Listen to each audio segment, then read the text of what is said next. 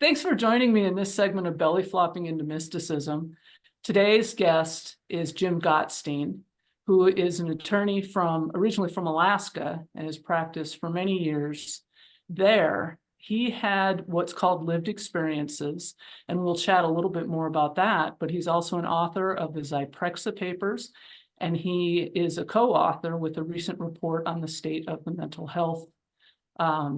I forget the title of it, Jim. I don't have it right in front of me. Report on improving mental health outcomes. There you go. I have my list of potential questions and topics, and it's in front of the other one. So to get started, you have what's called lived experience.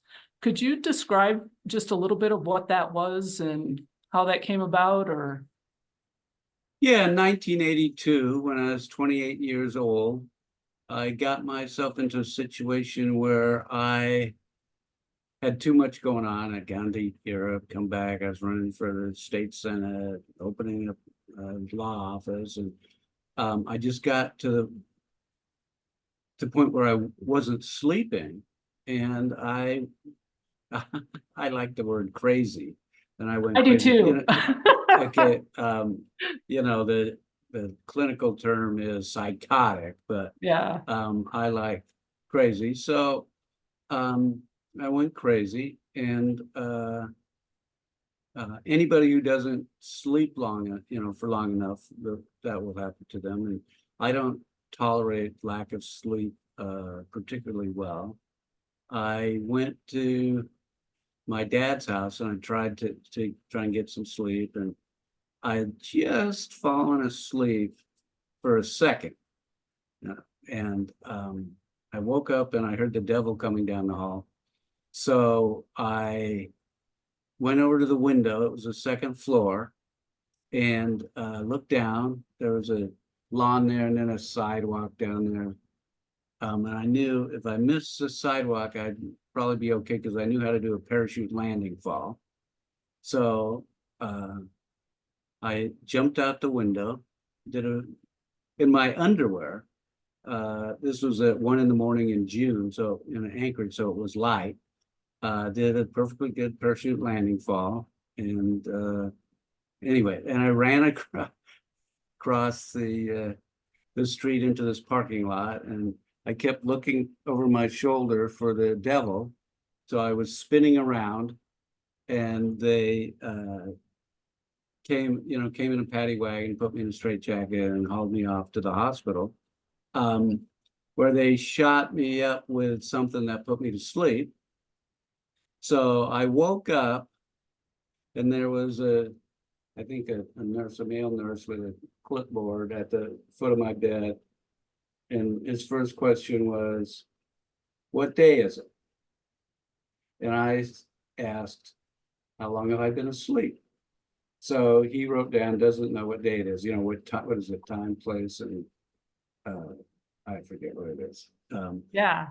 So and things didn't go better from there. I mean, I was told I would never get better, that this was a permanent condition. I had to take drugs for the rest of my life, and the best I could hope for was to minimize the amount of time I was in the hospital. Those that believed I was a lawyer said, I would never do that again. And when I told them I'd gone to Harvard Law School, that confirmed I was delusional. I came across that in the Zyprexa papers. You mentioned that, and you did go to Harvard Law School. Correct. So it's almost like you can't win, right? Yeah, and I've represented people, and it's quite common for them to put something down as delusional, and they could check. So I write about Bill Bigley in my book, and he had a story about him in the New York Times. As a result of, anyway, I write about it. And so he would say that he was pretty proud of it. And that psychiatrists testified in court, that as evidence, that proof that he was psychotic, that he was crazy, because he said that he thought there had been a story in the New York Times. And but then, there had been. Correct. And the public defender, I wasn't representing him in that case, said, well, there was a story about him in the New York Times, and the psychiatrist just said, oh. Right. Wow. Yeah, I mean, I was told I was delusional 4 months after the breakdown I had. And I thought, honey, you're delusional if you think your system works, but I didn't tell him that, the psychiatrist. I was like, Right. Well, I think what's the non-compliance is one of the, kind of best things you can do. And then, I'm getting old and senile, but there's the term for it, where you don't accept that maybe denial, you don't accept that you're mentally ill. well, you reject treatment is what I was told. Yeah. Was just that phrase. Yeah, you've rejected treatment. Yeah, or that even you reject that you're, quote, mentally ill. Right. But, that's actually a really good thing in terms of getting better. Yeah. Yeah. And so now, and that's where we'll talk a little bit more, because I was lucky in that I was never hospitalized or forced with drugs and that type of thing, which for me, that's where you start getting into some pretty dangerous and really ugly scenarios. Well, the drugs are just so harmful. Yeah. So, I mean, they reduce if we're talking about, people, batshit crazy, that they reduce the recovery rate from a possible 80% to 5% if you stay on 80% to 5%. And if people who've been on them get off of them, then the recovery rate goes up to 40%, which is, 8 times better than 5%, but half of 80%. Right. So it's really important, just for the recovery part, to try and not put people on these drugs in the first place, and certainly not long term. And they reduce lifespans by 20 to 25 years, 20 to 25 years.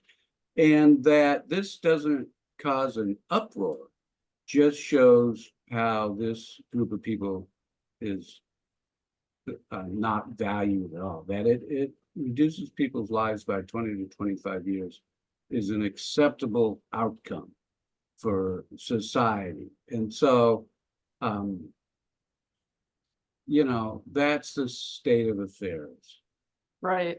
Right. Well, and a lot of the damage of the drugs, and we're talking about the content of this report that was released last year, late last year. September, I think it was. Yeah. And I'm a statistician, so I have a master's in statistics. So I loved how you presented early on some of the data, looking back even into the end of the 18th century, pre-Thorazine. You included a table that shows a number of recovery statistics for different hospitals and asylums through the 19th century and early 20th century that showed people actually recover from what was called schizophrenia. And in the general public, it seems that there's no option to even recover. You don't hear about that. Is that something you've run into? Well, yeah, psychiatry has basically said that it's a brain disorder that's incurable, and they make it so basically by their so-called treatments. So before that, I mean, what actually got me into what got me into starting the law project for Psychiatric Rights was reading Robert Whitaker's book, Mad in America, which was written in 2002. I think his more famous one is Anatomy of an Epidemic, but anyway, it's Mad in America.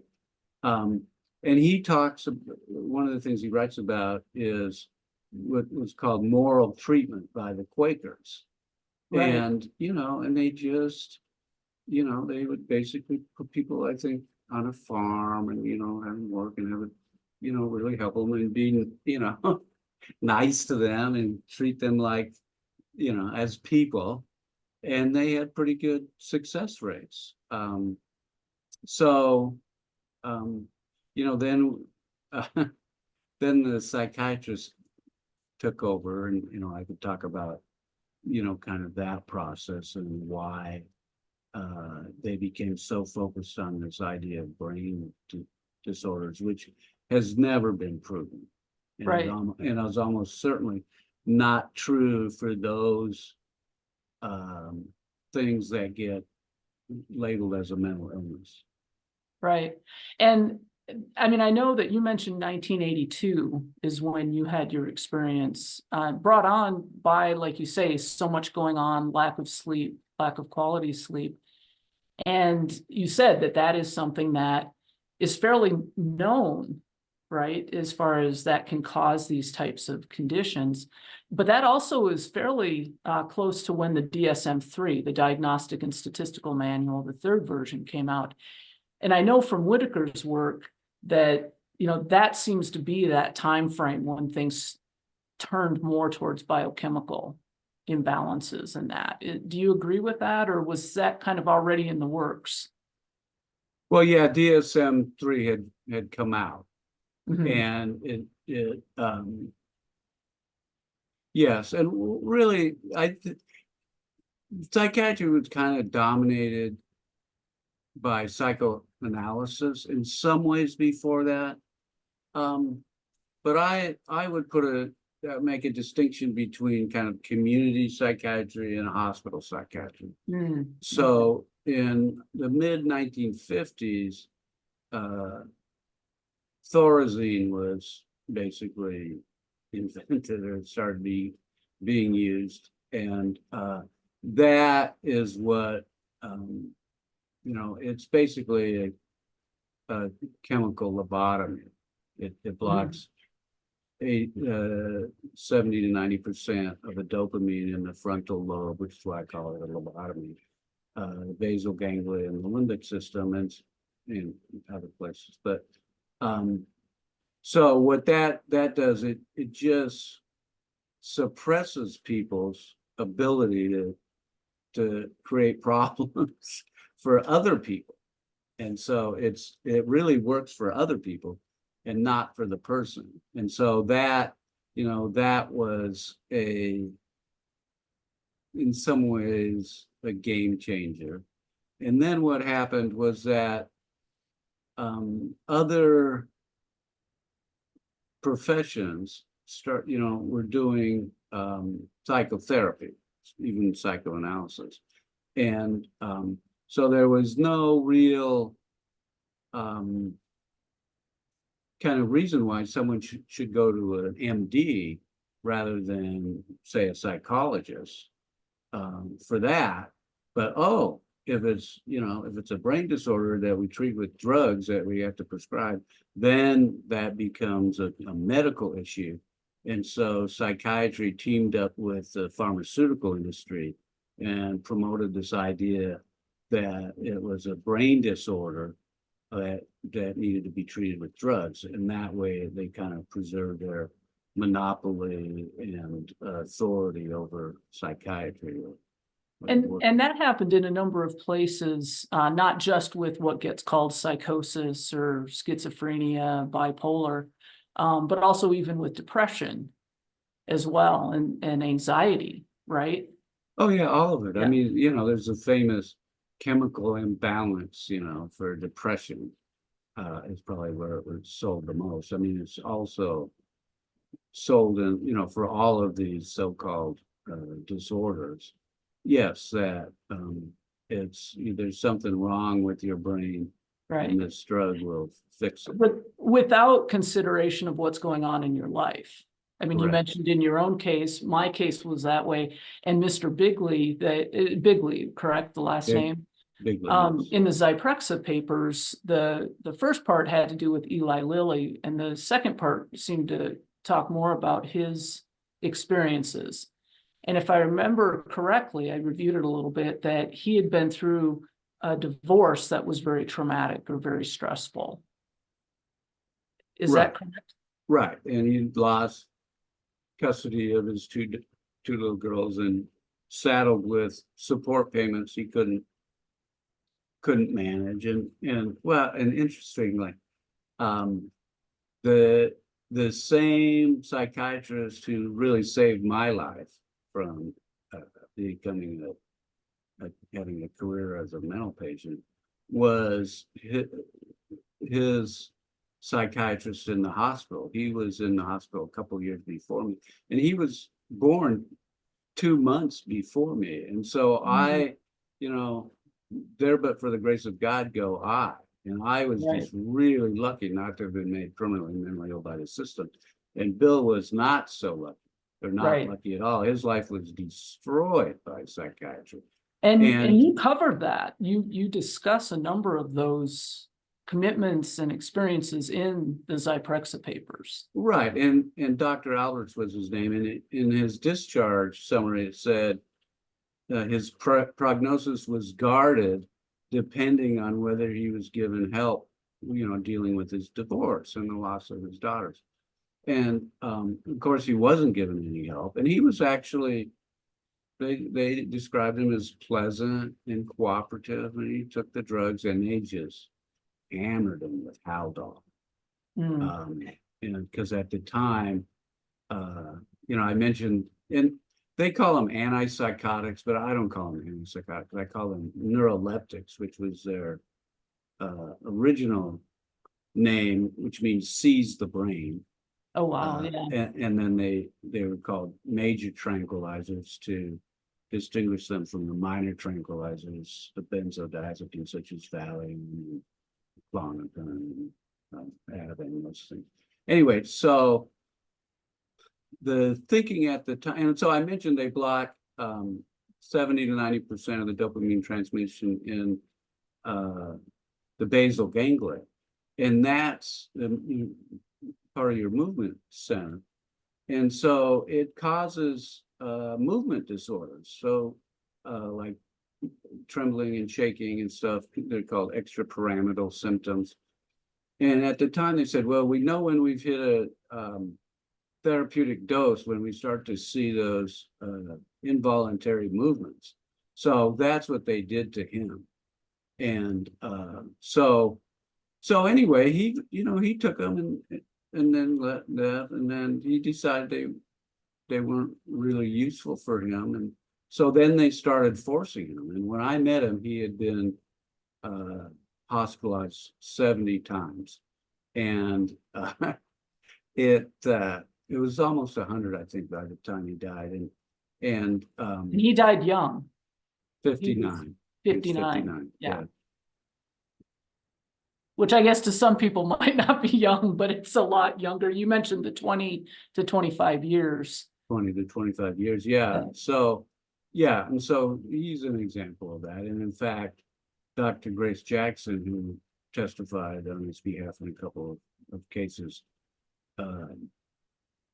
testified that if they kept drugging him, he'd be dead within 5 years, and 5.5 years later, he was dead. So that prediction was pretty close, given what he'd been through. And so now the connection with the other part of the Zyprexa papers is that he was, you suspected that he was given Zyprexa. Well, yeah, I mean, that caused me a lot of problems. So he had a guardianship. And so when I went in and I had gotten this call from this expert witness in the giant litigation over Zyprexa causing diabetes and other metabolic problems that Eli Lilly had hidden from the government and from the doctors, and that they were illegally promoting it for use in children and the elderly. And he wanted me to subpoena him so that I could get these documents and get them out to the New York Times. He was already working with a reporter there, Alex Berenson. And so I you can't just subpoena. I'm a lawyer, and so I can have subpoenas issued, but you can't just issue a subpoena. You have to have a case. And so I went looking for a case. And so I got to Bill, and I asked, to give him a form so that he could, release authorization for release of information, they call it release of information. And they said, oh, he can't sign it because he has a guardian. So I didn't actually have his records by the time I got hauled into federal court in Brooklyn, New York. And so I couldn't testify that I knew he had been taking Zyprexa, or been given Zyprexa, but I was pretty sure that he had them. And it turns out he had been drugged with. There's a lawnmower going up there. I couldn't hear it. Yeah. You couldn't hear it, but I could. That's all right. Yeah, so he had been actually given Zyprexa against his will within a couple of weeks of when I subpoenaed him, and then again a month or so afterwards. But I couldn't testify to that, and then I thought I had testified that I was pretty sure he had, and I was actually pretty sleep deprived when I was in New York for this this hearing, this trial, against me, and I thought I had testified to that, but then I combed through the transcript and it wasn't there. So anyway, so the judge, they pointed at that. Well, this was a sham because Bigley hadn't even been prescribed Zyprexa. So that was cited as a, reason why, To dismiss to prove that Eli Lilly had threatened me with criminal contempt charges and to try and get me disbarred. And the judge found that I had conspired to steal these documents. Oh. And so, Let's talk a little bit more about these documents, because so Eli Lilly had been doing this testing on Zyprexa and marketing. But from what you mentioned in the book, there was material that they held secret or they thought was protected by some secrecy order, or. Well, there was a secrecy order. I mean, what happens is that it was this massive litigation. People think of it as a class action, but technically it's not a class action. It's called multi-district litigation, where there's a couple different ones, but 25,000 cases were consolidated in this one court proceeding for discovery and settlement purposes. And discovery is the process where the parties have to exchange information. And so you got to remember that the plaintiff's lawyers are basically in it for the money. And so rather than get in a big fight with Eli Lilly's lawyer about, do they have to produce, which means hand over these documents, they agreed to this secrecy order that said Lilly could designate anything as secret, and in this particular, and that as it pertains to this situation, if Dr. Eagleman, who was the expert who called me, was subpoenaed in another case, Lilly had to be given notice and a reasonable opportunity to object before Eagleman handed over the documents. So, and my perspective was I followed that to the letter. Now, can I clarify? The documents basically supported that this Zyprexa caused metabolic problems, diabetes, massive weight gains, serious health issues in a significant percentage, not in everybody, but that's what their testing showed them. Correct. But they didn't make that public, correct? Well, and one of the documents,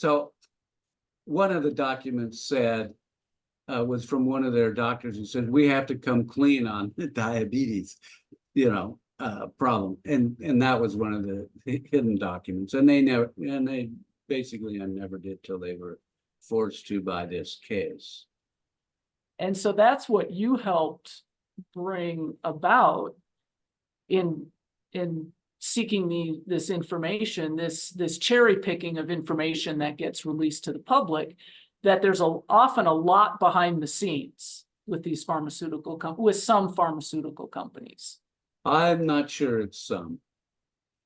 I mean, I think I had to say that because so. I mean, I don't know any that, you know. I mean, it's really outrageous, and it goes to cherry picking data, right? I mean, you know, that's the statistics. Well, that's what they accused us of. Oh, they're cherry picking the data that just shows it in a bad light, and so of course we said, well, yeah. So so rebut it, put out something that contradicts it, and they said, oh no, this is under a secrecy order, and of course they could have released anything. They were, their documents, they could release anything.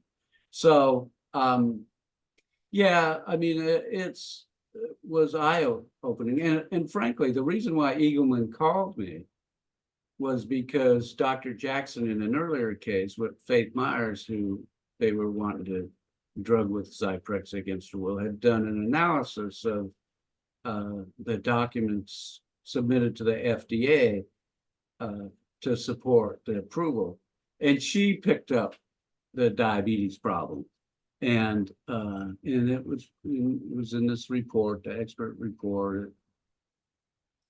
It's like olanzapine, dangerous drug, dubious efficacy, and I had posted that on the web, and Eagleman found it, and that's why he thought I might subpoena him. But that this might be buried in, it was even on the web, but that was nothing like having a front page New York Times article about it, which is what we got, and it was about the diabetes, and also about the illegal marketing to children and the elderly.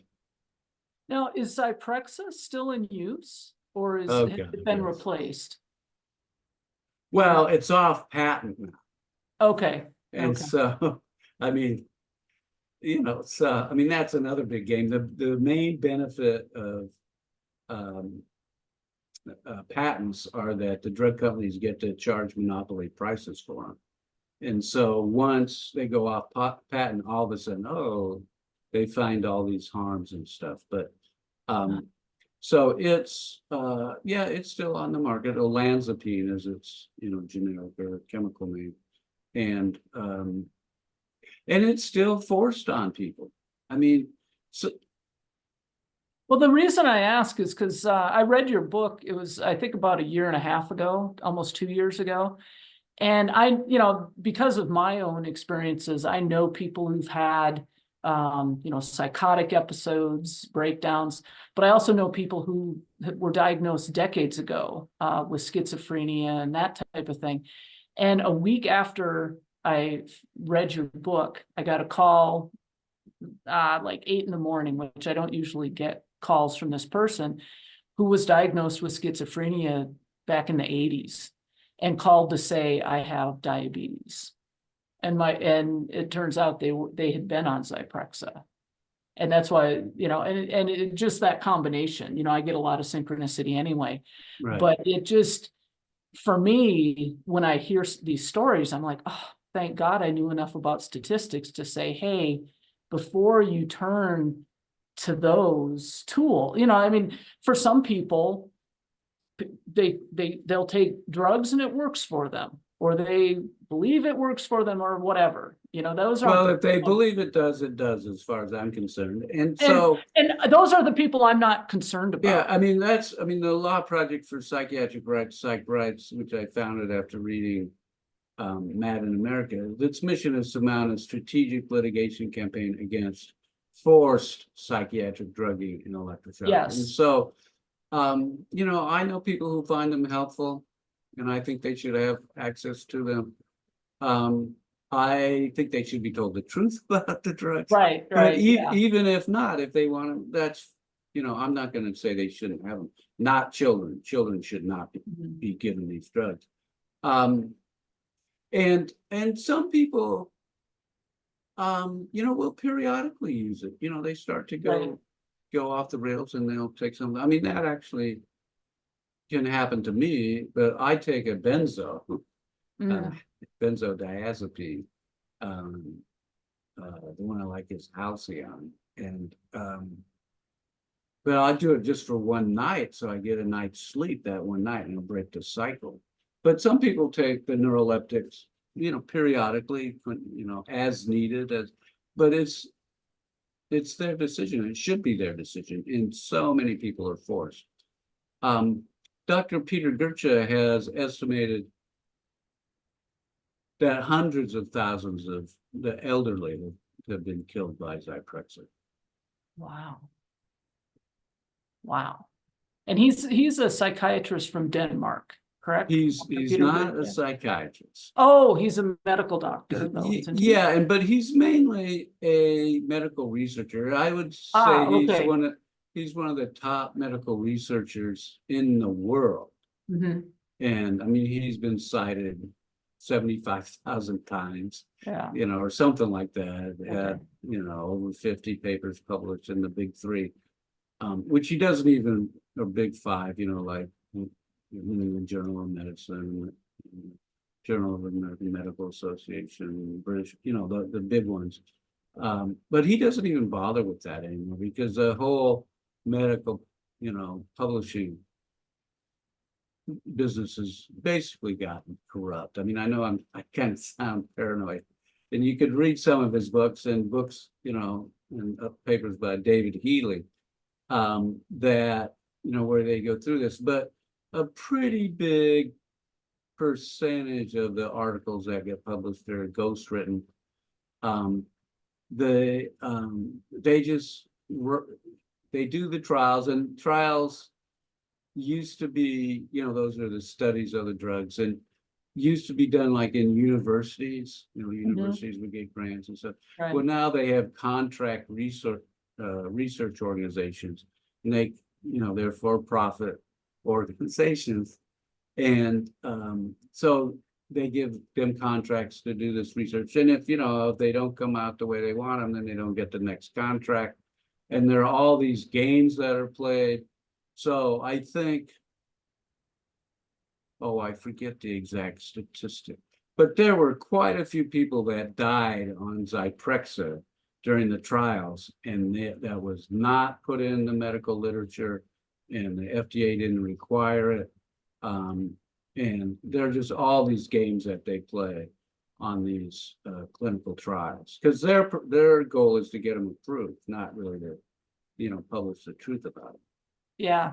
And that's where, with the background in statistics, it just makes my skin crawl when you learn about that part of it, because I really believe the data tries to tell you what's happening, if you deal with it honestly and ethically. And I should mention, you mentioned Peter Goetze. He was also involved in creating this report that was released in September. And I'll include a link to that in the notes when I post this. Right. Yeah. But he was involved with that as well. And Correct. so it was a collaborative effort. Let me scroll down here for a minute. So we've talked a bit about, the problem of the biomedical model or the medical model, right? That this is all, and it seems like a fair amount of the distress that people deal with today come from that model. Is that a fair statement, or is that what's distress driving? Or that people dispute it, or I mean, I'm not sure. Well, just people like me that, or you that are told, well, you have a lifelong chronic condition. I mean, it seems like a lot of, the forced treatment and forced drugging, involuntary commitment comes from a really bad model. Correct. Is Yeah. that a fair statement to make? Yes, I mean, that's certainly what I believe, and I think that's what all that, basically the evidence overwhelmingly points to, that it's things that happen in people's lives. I mean, when I talk to people, most of them will say that they feel like something in their childhood set them up for problems, and that then something in the recent past put them over the edge. I mean, Mhm. so It's almost a cumulative effect, maybe. yeah, Or yeah, multiple things possibly can. right. Well, right, and right, and people are different, and but there's this organization called the Hearing Voices Now, Mhm. and it's basically a support group for people who hear voices, and what they do is they don't ask what's wrong with you, they ask what happened to you. Mhm. To them, I mean that, and I think that is a relevant question, and it's just really tragic that people aren't helped to deal with that. I mean, I could give a couple of examples, but one is foster children. So children are taken away from their homes if they've found to be abused or neglected. Mhm. Okay, so that may or may not be true, but probably is. And so if a child is abused or neglected, that will cause them to, act out, I guess is a term, right?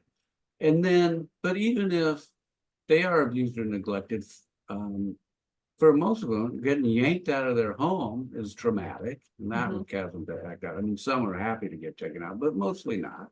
And then they get put in these foster homes that oftentimes are pretty horrific and cause them to act out. And so what we tell these children is that there's something wrong with their brain, Right. and that that they'll never amount to anything, that they have to take these drugs, and the best they can do is hope to stay out of the hospital.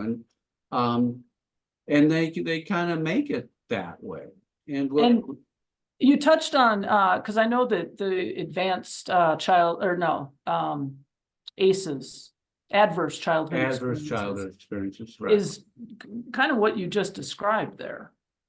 Right, and it's And it could be a multiple of things, but right. I mean, I think there's a list of maybe 10 or so, and like a divorce or death of a parent, being really sick, yeah, all these different things that, being abused, yeah. that can do it. And it's interesting that they finally kind of discovered that, but it hasn't really impacted, what they do about it. I mean, it's so interesting. Thomas Inso, who was the director of the National Institute of Mental Health for a long time, wrote this book. I forget, I cited it. It's cited in the report. Yeah. But the book, he basically says the most important thing for people are people, place, and purpose. Uh, and basically, so that's social Mhm. uh, issues. It's that interaction. Yeah, that people need to have other people in their lives. They need a place to live, a roof over their head, Mhm. and they need to have a purpose in life. And so he recognized that it's a psychosocial uh, issues that need to be solved. And then he says, and uh, the treatment is drugs, even though he says he acknowledges that I mean, I'm or sorry, at I least, shouldn't laugh. I really shouldn't laugh. yeah, But or at least he said he's convinced that it's some problem in the brain. I guess he's pretty critical of the drugs as not really helping people. He acknowledges they don't really help people, so I misspoke there. But yeah. he basically acknowledges that it's a psychosocial issue, and then um, says it's medical. It just makes no sense to me. Yeah, and I think Bruce Levine kind of called him out on that as well, that it's like, and I haven't read the book because I know that he said some things that what we've been doing for the last 40 or 50 years hasn't worked. All the indicators are that things are worsening. But with that change to, so the people, place, and purpose, that I noticed that was in the executive statement at the start of the report that came out last year. Mhm. And it, to me, it leads into a nice segue. I looked at the the document. It's 55 pages and 11 pages of references. I was like, this has a bibliography or references that with links to the actual article. yeah, no, and I think that's something that for me a few years ago when I started digging in on, I would look at, who are people referencing and building out that body of people who are saying, hey, this medical system approach, this biomedical model doesn't work for way too many people. And so the first part of the document, you give the summary of kind of where we're at, but then you mention, you guys include these more people-oriented approaches, things like peer respites, soteria houses. You mentioned the Hearing Voices Network. Where do you see, are we in a state of transition towards that, or where do you see things going? So there have been people that have really been working on this for 50 years. Yeah. And in a lot of ways, it's worse now. Mm-hmm. There's all this effort to, it's so ridiculous. So we've got all these homeless people, right? I guess we're supposed to say unhoused, but we've got all these homeless people. And so what's the response? And that's, that's really hard on people's mental state. Yeah. So the response to that has been, well, we need to diagnose them with mental illness and lock them up and drug them. Yeah. Okay. Well, what about, housing? Mm-hmm. To me, and I've been saying this for decades, the solution for homeless is simple: homes. Mm-hmm. And so, and there's a big Prop 1 in California passed, and before that there was a so-called CARES Court, which makes it easier to put someone, they call guardianships conservatorships in California, but to get people in a conservatorship and lock them up and drug them against their will. And there's, kind of the same thing in New York City and efforts in North Carolina and around the country to make it easier to lock people up and drug them against their will. And so there's that aspect of it.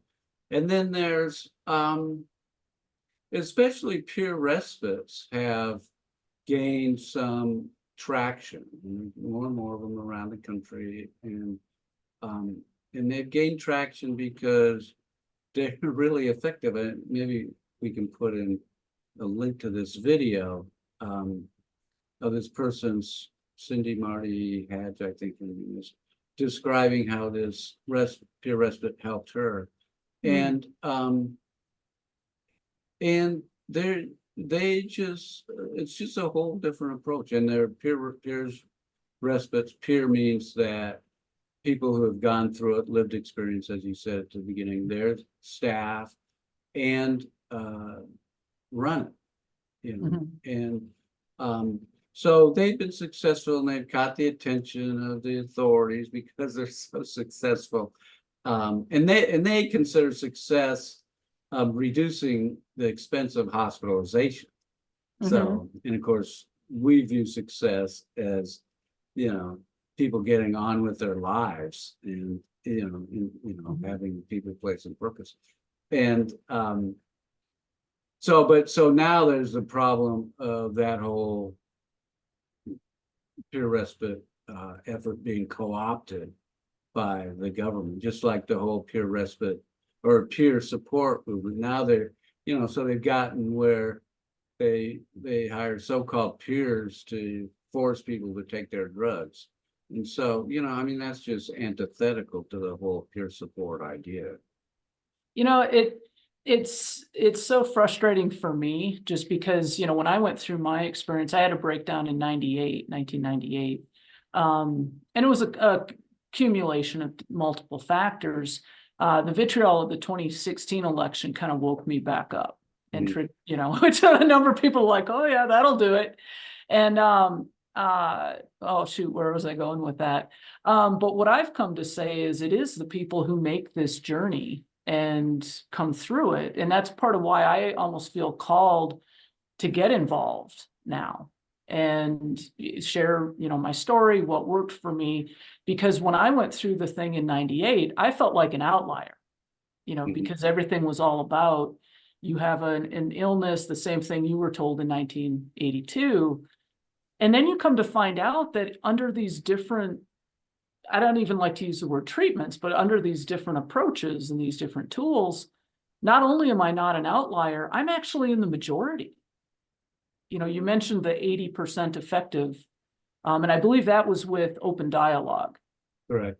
And really, Soteria had similar results. I mean, they didn't claim, you read the papers and stuff, and they don't really claim that good results, but when you look into it, actually they were getting an 80% recovery rate.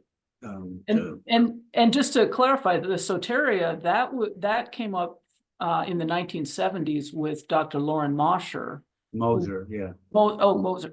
Mosher was, and he was with the NIMH. He was the chief of schizophrenia research at the National Institute of Mental Health, and he had spent some time at Kingsley Hall with Ron Lang, in London, and so which is, I guess that it was kind of chaotic there. But anyway, so he came up with this idea, and he didn't think the drugs were the answer. So he had this study funded, and the study was just so, very successful.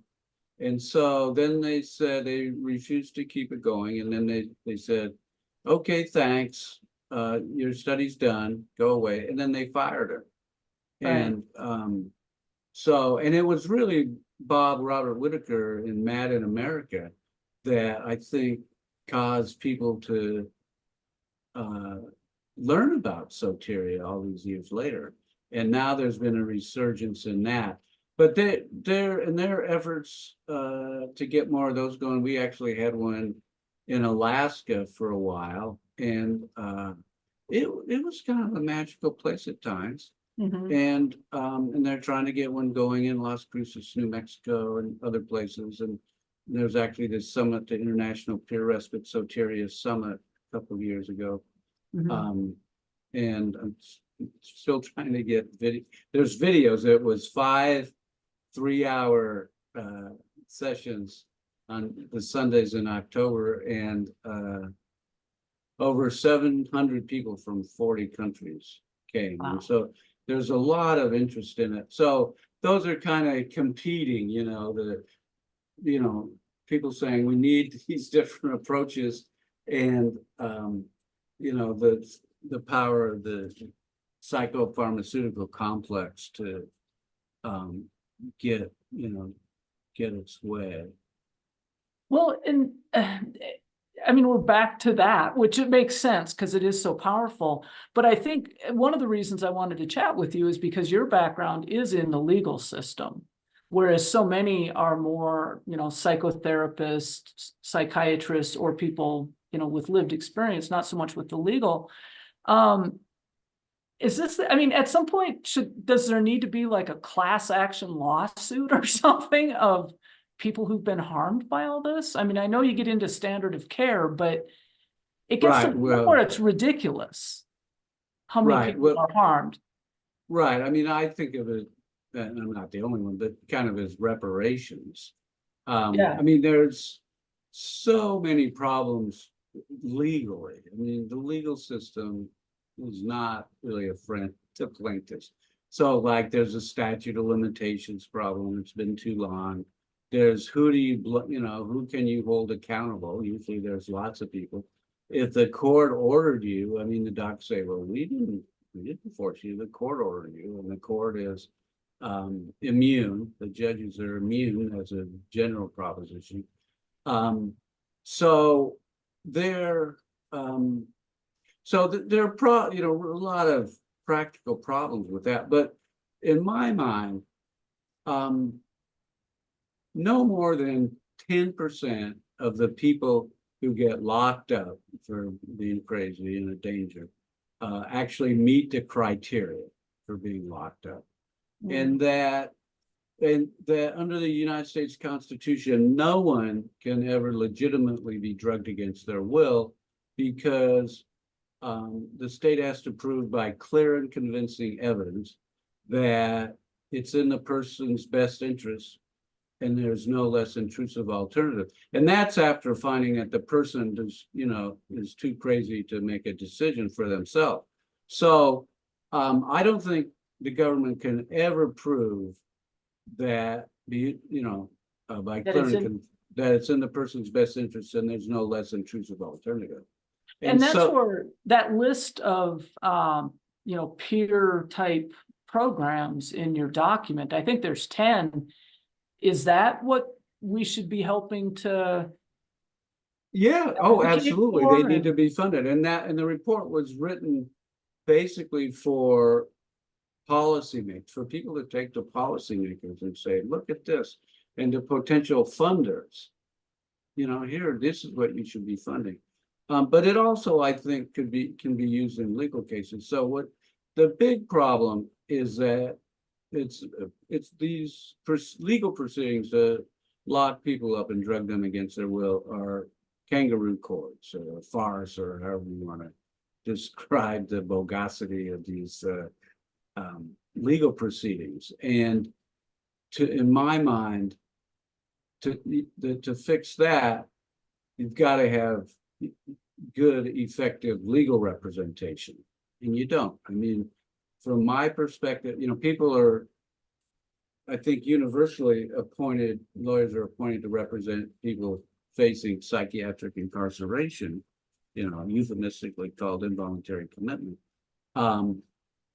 But they're really assigned so that you can check off that box that the person had the lawyer. And more often than not,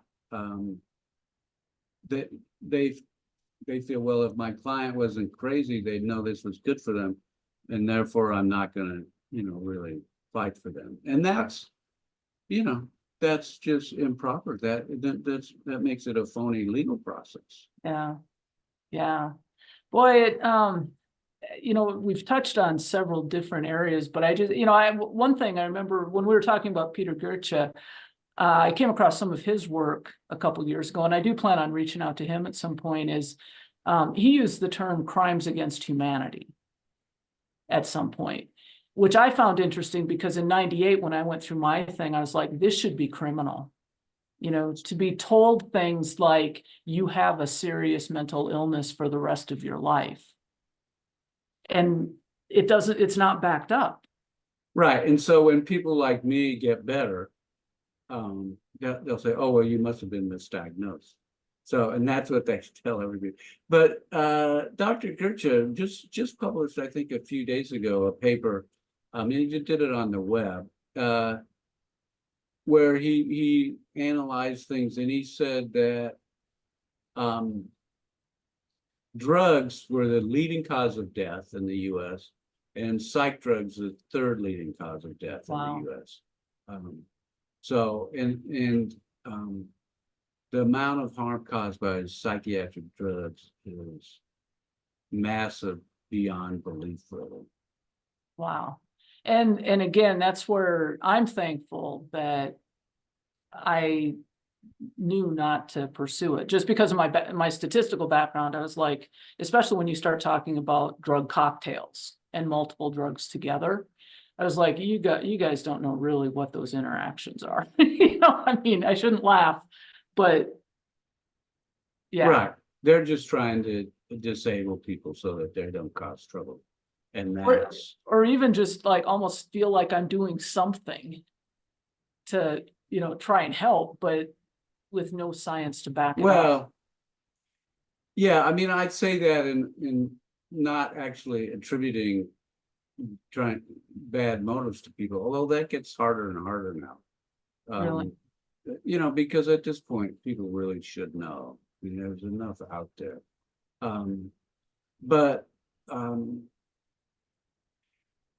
Yeah, I mean, they have this belief that people don't get better, and they don't see people getting better. They don't accept that their drugs is a big part of the reason, not the predominant reason for that. And, you know, I'm all about forcing people or trying to prevent people from being forced. And the courts just go along with the so-called experts. And they, yeah, so it's just awful. Now, I have one, I think this is probably going to be the last question is, you know, you had your experience in 1982. That was 40 years ago. And from what I read in the Zyprexa papers is that did kind of lead you more so into advocating for psychiatric change or helping people with these mental distresses. How do you not burn out? How did you not burn out in so many years? I mean, So I'm pretty overwhelmed with what I'm trying to do now, but you know, I just feel so lucky in so many ways, but maybe the biggest one is not to have been made permanently mentally ill by the system. And I just want to try and help other people not do it. And it gives me great satisfaction. It really gives me, you know, purpose, you know, I mean, It's my that purpose, yeah. purpose in life is to try and do that. So, yeah, I mean, I'm getting old. You know, sometimes I think, yeah, I should just hang it up and let other people do it. well, it just, you know, like as you mentioned, there's been so much material that's there for so many years. And that's part of why I almost feel like I'm like joining a scrum or something. You know, it's like, okay, let me jump in and try and help open some minds or retrain some people or something like that. And so I'll include a link to the document, and then the website is psychrights.org, correct? And they can, and I did peruse that earlier, and boy, talk about references. I mean, that's impressive. The articles and books and that material. I thoroughly encourage people to go I plan on getting more familiar with that. So because, like one of the things is I got Robert Whitaker to send me all the research that he cited in Mad in America. And I scanned that and it's posted that. oh, So, and okay. then I got Peter Bregan to send me pretty much all his work on electroshock. Oh, And wow. those are up there, and I don't, and that's so much, I don't even have a description, I just have links to all these things. Well, and I think it's even just on the homepage, you have a number of books there, not just your own. Right, well, down at the bottom, Mhm. right, there's a bunch of books that are recommended, and Yeah. And I yeah. think that's where for someone who is sensing something's wrong, you know, that I don't have a chronic illness, trying to help them find those resources is also very important. So, yeah, no, thank you so much for your time, and thank you so much for your work. I definitely look forward to learning more and hearing more, but I definitely wanted to chat with you. I was so thankful to see the summary information you guys included in the report that came out, because it's concise, that I plan on using it and plan on referencing it as well. My pleasure. Thanks so much.